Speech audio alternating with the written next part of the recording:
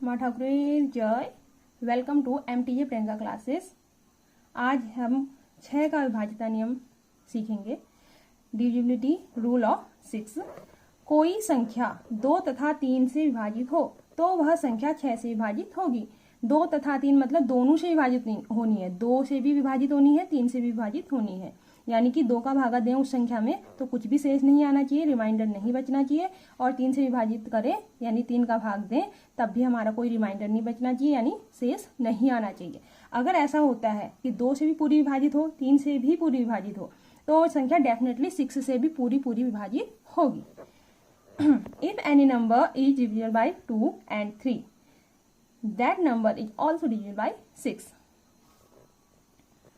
तो ये साफ साफ बोल रहा है if any number is divisible by 2 and 3, 2 और 3 दोनों से भागा जाना चाहिए उसमें, that number is also divisible by 6। उस नंबर पे 6 का भागा भी पूरी बार जाएगा, यानी रिमाइंडर नहीं आएगा।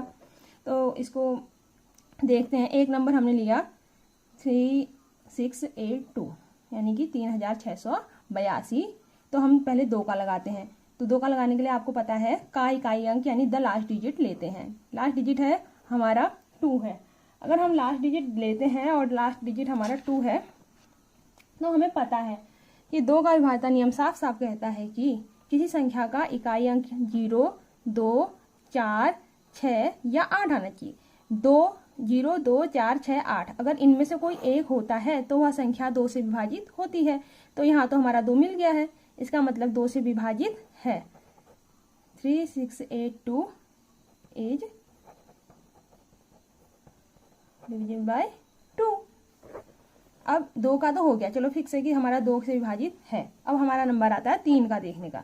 तो हम लिखते हैं 3682 के अंकों का योग, यानी कि इसके डिजिट्स हमने आपस में जोड़ लेने, ऐड कर लेने हैं। करते हैं 8 2 10, 10 6 16, 17 18 19। अब देखो हमने 19, अब देखो किसी संख्या के अंकों का योग यदि 3, अभी हम 3 का पहाड़ा 19 में लगाएंगे, ठीक है। क्या 19 3 के पहाड़े में आता है? 3 एकम 3, 3 9 6, 3 3 9, 3 चौको 12, 3 पंचे 15, 3 छक्का 18, 3 सत्ते 21। तो 19 तो बीच में कहीं आया ही नहीं, 18 के बाद तो सीधा 21 आ गया। इसका मतलब कि 19 क्या है, 3 से विभाजित नहीं है। 19 3 से विभाजित नहीं है, तो लिखेंगे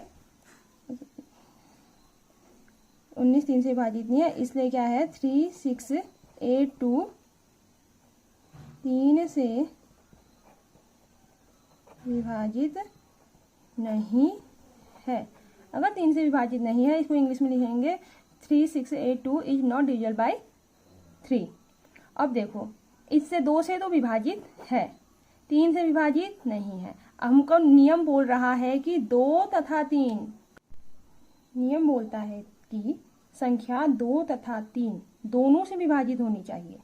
तो यहाँ पर 2 से विभाजित है, 3 से विभाजित नहीं है, इसलिए क्या है कि 6 से विभाजित नहीं है। अगर ये 2 से विभाजित होती, 3 से भी विभाजित होती, दोनों से विभाजित होती, तो ये 6 से विभाजित होती। तो हम यहाँ लिखेंगे 3682 इज नॉट डिविजिबल बाय 6। अब हिंदी में भी यही होगा 3682 6 से विभाजित नहीं है। अगर हम इसका ही शॉर्ट मेथड ले लें तो हम एक संख्या ले लेते हैं 3685। तो हम यहाँ लिखेंगे 2 का विभाज्यता नियम लगाने के लिए लास्ट डिजिट लेंगे 5, ये डिविजिबल बाय 2 नहीं है। अब इसके अंकों का योग ले लेंगे 3 + 6 + 8 + 5। चलो एक चीज़ तो यह है कि हमको अंकों का योग करने की जरूरत ही नहीं है, क्योंकि अगर ये 2 से विभाजित नहीं है, किसी एक से भी विभाजित ना होने पर वह संख्या 6 से विभाजित नहीं होगी। यहाँ ऑलरेडी बोल रहा हूँ कि 2 से विभाजित नहीं है, तो 6 से विभाजित नहीं है। अब मैं लिख लेती हूँ 3636। अगर अब हम ये संख्या लेते हैं, इसमें देखो इकाई अंक इसका है 6, तो 0 2 4 6 8 में से 6 आता है भाई। 0 2 4 6, हाँ दर्शन दिए हैं भाई 6 ने। तो यहाँ इसका मतलब है कि यह 2 से विभाजित है। और यहाँ पे अंकों का योग कर लो। अंकों का योग क्या है, 3 में 6 जोड़ो 9, 9 में 3 जोड़ो 12, 12 में 6 जोड़ो 18। ठीक है, 3 का भाड़ा लगाओ। 3 एकम 3 9 6, 3 3 9, 3 चौको 12, 3 पंचे 15, 3 छक 18। तो 3 छक 18 यानी कि 3 के पहाड़े में आता है, तो 3 से भी विभाजित है। अगर यहाँ पे विभाजित है भाई, 2 से विभाजित है, 3 से विभाजित है, इसका मतलब 6 से भी विभाजित है। अगर यहाँ यानी 2 से विभाजित और 3 से विभाजित दोनों से विभाजित होगा तब 6 से विभाजित होगा।